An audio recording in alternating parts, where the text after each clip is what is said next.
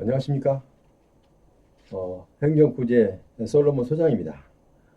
오늘은 오늘 시행된 시행 규칙 하나를 여러분께 소개해 드리려고 합니다. 오늘 날짜로 시행됐습니다. 2022년 1월 14일. 내용은 보훈 보상 대상자 지원에 관한 법률 시행 규칙 일부 개정 이런 제목입니다. 자, 무슨 얘기냐면 보훈 보상 대상자 지원에 관한 법률을 시행규칙을 일부 개정한 이유는 보훈 보상 대상자에게 상위 등급을 요건을 완화, 그러니까 공상을 받을 때 심사할 때 요건 완화를 위해서 지금까지 너무 까다로웠다. 그래서 좀 요건을 좀 완화하자라는 의견들이 많이 있어서 아마 시행령으로 시행규칙으로 이것을 일부 개정을 했습니다. 그 부분만 딱 별표 6에 대한 그 부분만 딱 개정을 했는데요. 제가 설명에 앞서서 행정구제방송에 구독자가 아니신 분은 구독 버튼을 눌러주시고 좋아요 그리고 알람 설정까지 해주시면 여러분께 다음에 제가 계속 방송하는 내용이 여러분의 문자로 한 줄 간단하게 공지가 됩니다. 이 점 참고하시고 저의 무료 회원인 구독 회원이 되시면 여러분께 많은 혜택이 간다는 것을 이 시간을 빌어서 말씀드리겠습니다. 자, 그러면 지금 국가유공자는 크게 두 가지로 나누면 국가유공자와 보훈 보상 대상자가 있죠. 그런데 여기서 항상 서자 취급을 받는 것은 보훈 보상 대상자입니다.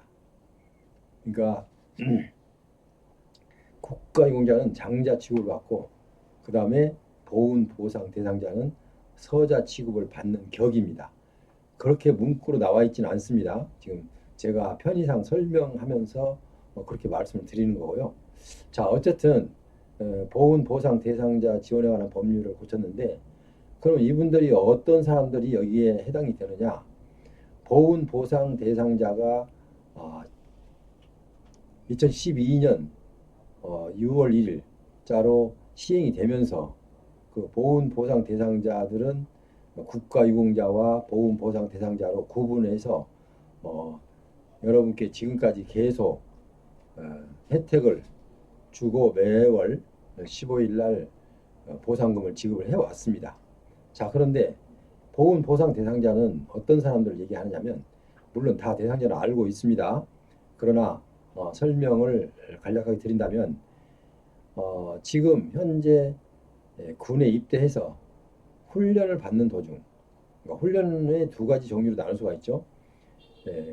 국가의 존립과 국민의 생명과 국가의 안위를 위해서 직접적인 관련이 되는 업무를 할 때를 국가유공자에 해당된다고 하고요. 그 이외에 혹시 어떤 그 구축, 그러니까 방어 구축이랄지 이런 그 작업장이나 아니면은 체력 단련 등 그리고 경미한 훈련 이런 등으로 됐을 때는 보훈 보상 대상자로 결정이 되어 오고 있습니다. 근데 이 기준이 좀 애매하기는 합니다. 왜냐하면 뚜렷하게 칼로 자르듯이 나와 있는 게 아니고 그럼 어디까지가 국가의 안위와 국민의 생명을 보호하는 직접적인 업무냐라고 물은다면 조금 공색해지기도 합니다. 그러나 이제 일반적으로 객관적으로 우리가 선을 그어놓고 있는 것은 예를 들어서 뭐 해병대나 아니면 공수부대나 아니면 특수부대나 이런 분들이나 아니면 또 일반 우리 보병이라 하더라도 최전방 GOP에서 근무하는 사람이나 이런 분들이 국민의 생명을 보호 안보한다는 그 훈련으로 인정을 해주고 있는 편입니다. 자, 그래서 이런 관계 훈련을 받는 사람만이 국가유공자로 돼 있고, 현재 요즘 젊은 입대하신 분들은, 그리고 그 외에 아까 체력 단련이나 뭐 족구를 한다, 축구를 한다, 아니면 부대에서 작은 그 훈련을 한다, 뭐 이런 정도를 갖고 하는 것은 보훈 보상 대상자로 정해지고 있죠. 자, 그런데 여기에 대한 보훈 보상 대상자들의 많은 불만이 상당히 많이 있었습니다. 왜냐하면 별표 1 제6호, 그러니까 시행규칙 별표 1 제6호 남목에 보면 총기 사고 등의 현장에서라고, 총기 사고 등의 현장에서, 그러니까 총기 사고로 인해서 발생한 사건으로 그 사고, 그러니까 상위 총기 사고로 등에 의해서 총기 사고 현장에서 발생한 상위 정도로 지금 어, 별표 1 6호 남목에는 이렇게 기록이 되어 있습니다. 그런데 이 부분이 좀 너무나 강박하다. 그러니까 너무 범위가 좁다. 이런 정도로는 만약에 총기 사고 현장이 아니면 인정을 못 받아왔어요. 그러니까 많은 사람들이 불만이 있었죠. 그 부분을 직무수행 교육 훈련 또는 그 밖의 영내 생활 중 발생한 사고로 라고 바꿨습니다. 다시 한번 말씀드리면 별표 1 제6호 남목에 보면 지금까지 기존 법령에는 총기 사고 등의 현장에서 발생한 이렇게 돼 있고요. 그러니까 총기 사고 등의 현장을 직무수행, 교육훈련 또는 그 밖의 영내 생활 중 발생한 사고로 이렇게 개정을 했습니다. 이 별표 1 제6호 남목의 일부분만을 변경하면서 이 하나 갖고 시행규칙 일부를 개정을 했습니다. 그러니까 이 항목이 정말 간단하면서도 정말 엄청나게 중요한 사항입니다. 그러니까 개정 이유는 보훈 보상 대상자를 정하는데, 인정하는데, 공상으로 인정하는데 요건을 완화했다. 이런 차원입니다. 그러니까 개정 이유는 보훈 보상 대상자 등록 요건 완화. 이것 때문에 시행 규칙을 일부 개정을 하게 된 것입니다. 그러니까 시행일은 2022년 1월 14일 공포했습니다. 근데 이 법은 공포한 날 동시에 효력도 발생합니다. 여러분께서는 지금 제가 설명한 내용을 다 들으셨죠? 그러니까 보훈 보상 대상자 지원에 관한 법률 시행 규칙이 일부 개정됐다.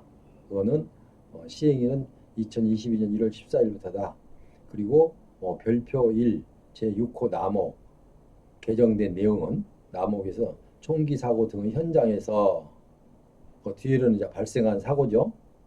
그런데 이 부분을 직무수행, 교육훈련 또는 그 밖의 영내 생활 중 발생한 사고로 이렇게 확대 좀